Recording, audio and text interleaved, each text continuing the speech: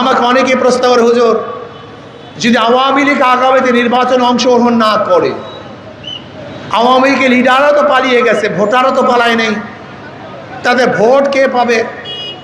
আমি বললাম একেবারে প্রশ্নের জবাব সহজ।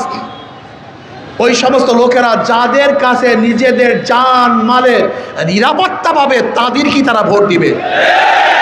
আপনি চ্যালেঞ্জ দেন, লিখে রাখেন, ওই সমস্ত লোকগুলি যাদের কাছে জান মালের নিরাপত্তা পাবে, সুন্দর মতো ব্যবসা করতে পারবে, বুক ফুলিয়ে রাস্তা হাঁটতে পারবে, স্ত্রীর কাছে থাকতে পারবে, তাদের সন্তানদেরকে স্নেহ করতে পারবে, পালাতে হবে না, দৌড়াতে হবে না, এমন ব্যক্তিদেরকে তারা ভোট দিবে, কোনো সন্দেহ নেই। বলতে পারেন হুজুর হিন্দুরা কাদেরকে ভোট দিবে? হিন্দুরা তো আওয়ামী লীগকে ভোট দিত, ওই একই কেস। হিন্দুরা তাদেরকেই ভোট দিবে যাদের কাছে তাদের জান মালের নিরাপত্তা পাবে, হিন্দুরা তাদেরকেই ভোট দেবে। এই আন্দোলন বাংলাদেশের মোহতারাম সিনিয়র নায়েবে আমির, জুলাই বিপ্লবের অন্যতম সিপাহসালার আলহাজ হযরত মাওলানা মুফতি সৈয়দ মোহাম্মদ ফয়জুল করিম, আল্লামা মুফতি সৈয়দ মোহাম্মদ ফয়জুল করিম শাইখে চরমনাই।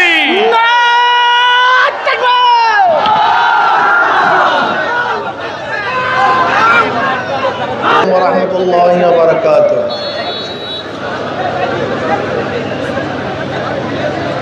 নাহমাদুহু ওয়া নুসাল্লি আলা রাসূলিল কারীম, আম্মা বাদ। আউযু বিল্লাহি মিনাশ শাইতানির রাজীম, বিসমিল্লাহির রহমানির রহিম। ইনিল হুকমু ইল্লা লিল্লাহ, সাদাকাল্লাহুল আলিয়্যুল আযীম। সবাই পড়ি সাল্লাল্লাহু আলাইহি ওয়াসাল্লাম। ভাই সাউন্ড বক্স বাড়ায় দেন, সাউন্ড বক্স বাড়ায় দেন। মাইক কেমন ফিটিং করছে জানি না, মাইক ফিটিং আদৌ সুন্দর হয় নাই, কথা বলা যায় না। ইসলামী আন্দোলন বাংলাদেশ, মাইক কমান, সাউন্ড বক্স বাড়ান। ইসলামী আন্দোলন বাংলাদেশ চাঁদপুর সদর উপজেলা শাখা কর্তৃক আয়োজিত আজকে গণসমাবেশের সম্মানিত সভাপতি সেরে তাজ, সম্মানিত ওলামায়ে কেরাম, সর্বস্তরের ইসলাম প্রিয় দেশপ্রেমিক ভাইয়েরা আমার, ইসলামী আন্দোলন বাংলাদেশ কি ও কেন, আমরা কেনই বা রাজনীতি করি, রাষ্ট্র কেন সৃষ্টি হয়েছিল, রাষ্ট্রের কাজটা কি, সরকার এবং রাষ্ট্রের মধ্যে ব্যবধানটা কি, মেম্বার অফ পার্লামেন্টের কাজটা কি, তাদের দায়িত্ব কি, এই বিষয়ে আমরা অনেকেই জানি না। আমাদের সমস্যা এখানে। ইসলামী আন্দোলন বাংলাদেশ কি চায়? ইসলামী আন্দোলন বাংলাদেশ চায় ইসলাম হুকুমত কায়েমের ভিত্তিতে একটা কল্যাণ রাষ্ট্র কায়েম করতে চায়, যে রাষ্ট্রের মধ্যে সমস্ত মানুষ শান্তিতে বসবাস করবে, যেখানে জুলুম থাকবে না, অত্যাচার থাকবে না, অবিচার থাকবে না, বৈষম্য থাকবে না, যেখানে মানুষগুলি ক্ষুধার্ত, ক্ষুধার তাড়নায় ডাস্টবিনে কাক কুকুরের সাথে লড়াই করবে না। ইসলামী আন্দোলন বাংলাদেশ এমন একটা রাষ্ট্র গঠন করতে চায় যে রাষ্ট্রের মধ্যে বাংলাদেশের একজন নাগরিকও বস্ত্রহীন থাকবে না। ইসলামী আন্দোলন বাংলাদেশ এমন একটা রাষ্ট্র কায়েম করতে চায় যেখানে বাংলাদেশের একজন নাগরিকও খোলা আকাশের নিচে আশ্রয় গ্রহণ করবে না, যেখানে অন্ন, বস্ত্র, বাসস্থান, চিকিৎসা, শিক্ষার গ্যারান্টি থাকবে। ইসলামী আন্দোলন বাংলাদেশ এমন এক রাষ্ট্র গঠন করতে চায় যে রাষ্ট্রের মধ্যে ইনসাফ ভিত্তিক বিচার হবে, যেখানে কেউ 100 তলায়, কেউ নিচতলায়, এটা হবে না। ইসলামী আন্দোলন বাংলাদেশ আমরা রাষ্ট্র গঠন করতে চাই, ইসলামী হুকুমত হয় আগামী 5-10 বছরের মধ্যে বাংলাদেশের সমস্ত গরিবগুলি দরিদ্র সীমার উপরে চলে যাবে। আলহামদুলিল্লাহ। আপনাদের বিশ্বাস হয় না, বিশ্বাস হবেও না। আপনাদের এই কথাগুলি বিশ্বাস হবে না। এর কারণটা কি? আপনারা শুনছেন, দেখেন নাই। আর যারা রাজনীতি করছে তাদেরকে দেখছেন, যারা জালেম, অত্যাচার, অবিচার করছে, খুন খারাপি করছে, ধর্ষণ করেছে। এজন্য আমাদের কথা বিশ্বাস করবেন না। আচ্ছা বলেন তো, স্টেটের কাজটা কি? রাষ্ট্র কেন সৃষ্টি হয়েছিল? আপনারা কি জানেন রাষ্ট্রের কাজটা কি? কেন রাষ্ট্র সৃষ্টি হয়েছিল? রাষ্ট্র সৃষ্টি হওয়ার মূল কারণ ছিল যখন সমাজের দুর্বল লোকগুলির উপরে সমাজের শক্তিশালী মানুষগুলি অত্যাচার অবিচার করত, তারা তাদেরকে কোনো অবস্থাতে বিচার করতে পারত না। তখন স্টেট সৃষ্টি হয়েছে যে দুর্বল মানুষ, তোমার পাশে কেউ নাই, আমি তোমার পাশে আছি। উদাহরণস্বরূপ ধরে নেন, একটা বিল্ডিং একজন নিরীহ মানুষের, গরিব মানুষের। এই চাঁদপুরের কিছু গুন্ডা পান্ডা শক্তিশালী মানুষগুলি, যারা পেশি শক্তি ব্যবহার করতে পারে, তারা এই বিল্ডিংয়ে দখল করছে। আচ্ছা বলেন তো, এই নিরীহ মানুষ কি ওই গুন্ডা পান্ডার থেকে এই বিল্ডিং উদ্ধার করা সম্ভব? এখন রাষ্ট্রের কাজটা কি? রাষ্ট্র বলছে তোমার কোনো শক্তি নাই বিল্ডিং উদ্ধার করা, আমি তোমার পাশে আছি, আমি তোমার পাশে থেকে আমি তোমাকে তোমার বিল্ডিং ফেরত দেবেন, নাম রাষ্ট্র। ধরে নেন একজন দুর্বল মানুষকে এই এলাকার সবচেয়ে বড় মাস্তান গুন্ডা আঘাত করেছে। আচ্ছা বলেন তো, এই দুর্বল মানুষ ওই গুন্ডার বিচার করার ক্ষমতা রাখে? রাষ্ট্র কি বলে? তোমার কোনো টেনশন নাই, আমি তোমার পাশে আছি, তোমার হয়ে ওই শক্তিশালী ব্যক্তিকে বিচার আমি করব, এর নাম রাষ্ট্র। রাষ্ট্র কি বলে? তুমি ক্ষুধার্ত খেতে পারো না, তুমি অর্জন করতে পারো না, কামাই করার শক্তি তোমার মধ্যে নাই, আমি রাষ্ট্র, তোমার ক্ষুধা নিবারণের দায়িত্ব আমি পালন করবো, তোমার কোনো টেনশন নাই, চিন্তা নাই। রাষ্ট্র কি জিনিস? তুমি বস্ত্রহীন, তোমার কাপড় নাই, পরিধানের বস্ত্র নাই, তোমার কোনো টেনশন নাই, আমি রাষ্ট্র, তোমার বস্ত্রের পরিধানের ব্যবস্থা আমি করব। রাষ্ট্র কি? তুমি মেধাবী, গরিব, উচ্চশিক্ষায় শিক্ষিত হতে পারছো না, আমি রাষ্ট্র, তুমি মেধাবী, তোমার মেধাকে কাজে লাগাবার দায়িত্ব আমার, উচ্চশিক্ষায় শিক্ষিত আমি করব, তোমার কোনো টেনশন নাই, এর নাম রাষ্ট্র। রাষ্ট্রের দায়িত্বটা কি? তুমি ঘুমাবা, তোমার পাহারাদারি কে করবে? তুমি নাক টেনে ঘুমাতে থাকো, দরজা খোলা রাখো, আমি রাষ্ট্র, তোমার গেটের কাছে পাহারাদারি আমি করব, এর নাম রাষ্ট্র। তার মানে রাষ্ট্রের হাজারো বিভাগ আছে, চিকিৎসা বিভাগ, ভূমি বিভাগ, কৃষি বিভাগ, আইন বিভাগ, অর্থ বিভাগ। এদের কাজটা কি আমাকে বলেন তো? পুলিশ বিভাগ, প্রশাসন বিভাগ, এদের কাজটা কি? এদের কাজ হলো রাষ্ট্রের প্রত্যেকটা জনগণকে সেবা করা। তুমি ঘুমাবা, পুলিশ তোমার ডিউটি করবে যেন কেউ তার উপরে অত্যাচার করতে না পারে। তুমি দুর্বল মানুষ, তোমার জমি রেকর্ড করতে পারছো না, ভূমি মন্ত্রণালয়ের দায়িত্ব তোমার জমির রেকর্ডের ব্যবস্থা সে করে দিবে। তুমি অসুস্থ,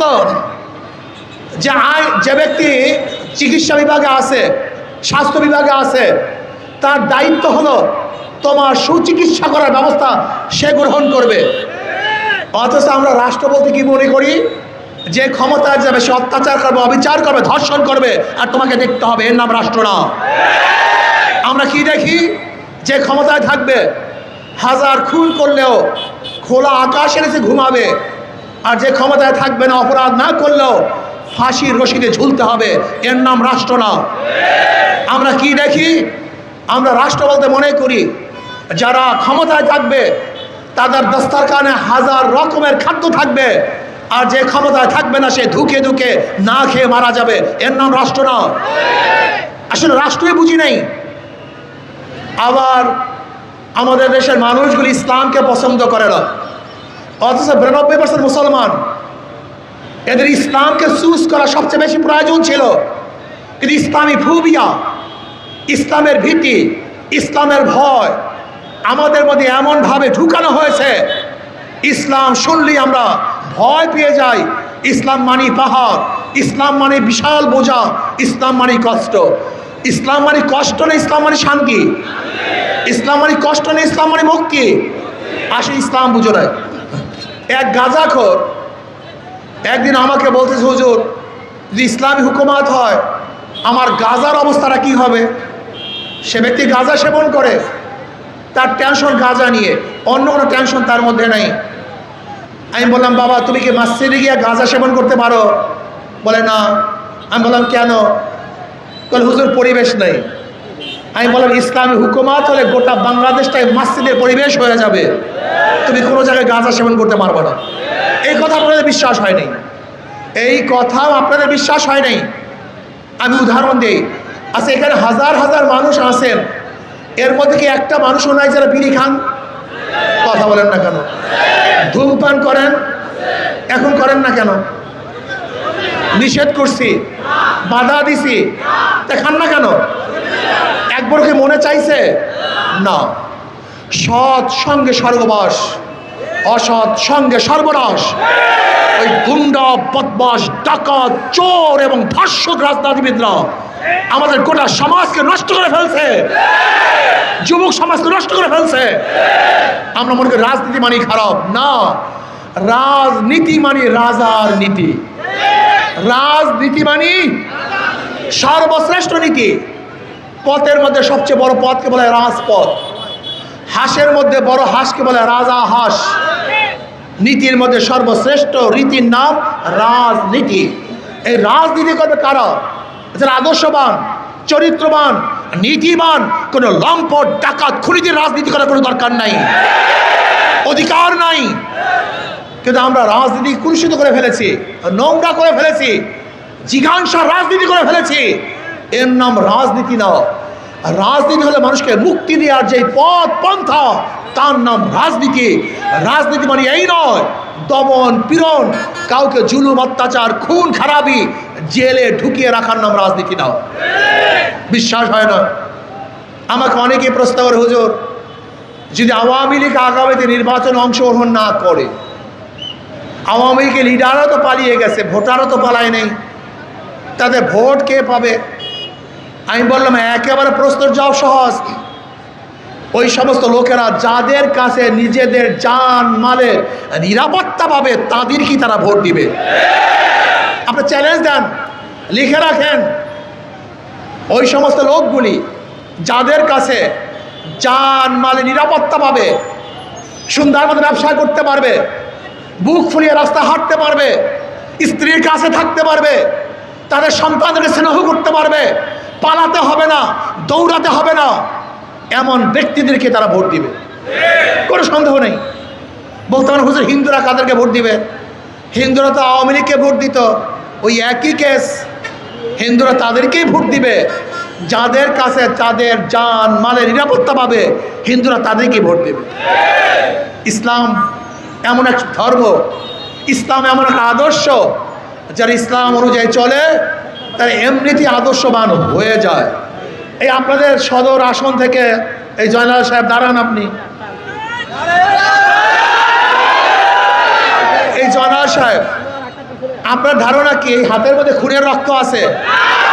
আসতে কন, খুনের রক্ত আছে, জুলুমের রক্ত আছে, ধর্ষণের স্পর্শ আছে। এরা কি টাকা পাচার করবে? এরা ঘুষ গ্রহণ করবে? এরা অত্যাচার অবিচার করবে? না, প্রশ্ন না। এদের মাধ্যমে খুন বন্ধ হওয়া সম্ভব, ধর্ষণ বন্ধ হওয়া সম্ভব, জুলুম বন্ধ হওয়া সম্ভব, অত্যাচার অবিচার দূর হওয়া সম্ভব। এ আমাদের মকবুল সাহেব, উনি 4 থেকে নির্বাচন করবেন, শাইখুল হাদিস আল্লাহ মকবুল সাহেব। এই চেহারাগুলি যখন সংসদে সদস্য হবেন, তখন সংসদটা জান্নাতের বাগিচা হয়ে যাবে। এর এখন যেরকম জাহান্নামের টুকরা, তখন হবে জান্নাতের টুকরা। আমি বিশ্বাস করি, আমার যুবক বাবারা, নামাজ না পড়তে পারো, রোজা না রাখতে পারো, দিন অনুযায়ী না চলতে পারো, নিজের ভালো পাগলেও বুঝে। এই যে দেখেন হাত পাকাটা প্রতীক, ওদের সব জায়গায় ধোঁকাবাজি। কেমন ধোঁকাবাজি?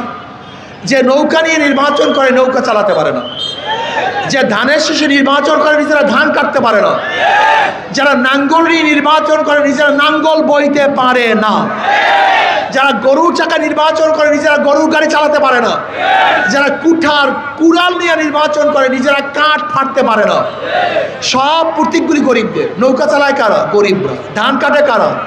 জোরে বলেন। নাঙ্গল চালায় কারা? সব প্রতীক গরিবদের। কিন্তু যারা নির্বাচন করে একজনও গরিব না। তার মানে ওদের প্রতীকের সাথে কাজের কোনো মিল নাই, সব ধোঁকাবাজ।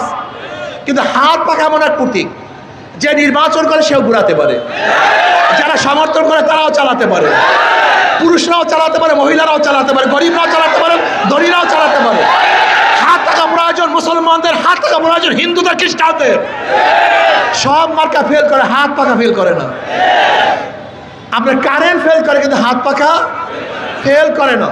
শুধু কি তাই, ঘুমের সময় কাউর মার্কা বুকের উপরে থাকে না। নৌকা নিয়ে কেউ ঘুমায় না, ধানের শেষ নিয়ে কেউ ঘুমায় না, নাঙ্গল নিয়ে কেউ ঘুমায় না। ঘুমের মধ্যে একটা মার্কাই বুকের উপরে থাকে, সেই মার্কা নাম হাত পাখা। এ মার্কা সব সার্বজনীন মার্কা, সবার মার্কা। আমি বিশ্বাস করি যদি হাত পাখা বিজয় হয়, এই জাতি বিজয় হবে। হাত পাখা বিজয় হয়, বাংলাদেশ বিজয় হবে, সর্বশ্রেণীর মানুষ বিজয় হবে। আমাদের এই চাঁদপুর 5 থেকে মোহাম্মদ আলী সাহেব ইনশাআল্লাহ সেনা কর্মকর্তা, সেনা কর্মকর্তা মনে হয় যেন বিলাস আল্লাহর অলির মতো। কি কথা ঠিক না? কাজে আল্লাহ পাক এদের সবাইকে কবুল করে নেন। বসেন। ইনশাআল্লাহ আমি যুবক বাবাদেরকে বলবো, ওদেরকে বারবার পরীক্ষা করছে, বারবার ফেল করছে, ওরা বারবার পরীক্ষা দিয়ে ফেল করছে। কিন্তু হাত পাখা ইসলামকে একবারও পরীক্ষা করো নাই। একটাবার পরীক্ষা করার জন্য রাজি আসো সবাই ইনশাআল্লাহ? ইসলাম ফেল করার জন্য আসেন, ইসলাম পাস করার জন্য আসছে। আমি আমার যুবক বাবাদেরকে বলবো, রিক্সাওয়ালা, ঠেলাওয়ালা, কুলি, মজদুর, চাষা, কৃষি, সমস্ত বাবাদেরকে বলবো, একটা বারের জন্য হাত পাখাকে পরীক্ষা করো। ইনশাআল্লাহ যদি ফেল করি, দ্বিতীয়বার পরীক্ষার হলেই ঢুকবো না, পরীক্ষা দেওয়ার জন্যই আসবো না। কাজে আগামী নির্বাচনে সবাই হাত পাখা নিয়ে নির্বাচন করার জন্য রাজি আছেন ইনশাআল্লাহ? কে কে রাজি আছেন? এটা আল্লাহকে আল্লাহু আকবার, নারায়ে তাকবীর, নারায়ে তাকবীর। সব মার্কা দেখা শেষ, হাত পাখার বাংলাদেশ। সব মার্কা দেখা শেষ, সব মার্কা দেখা শেষ, সব মার্কা দেখা শেষ। তোমার আমার নেতা বিশ্বনবী জনাব মুহাম্মদ রাসূলুল্লাহ সাল্লাল্লাহু আলাইহি, আমার নেতা, তোমার নেতা বিশ্বনবী মুস্তাফা। আল্লাহ আমাকে এবং আমাদের সবাইকে কবুল করে নেন।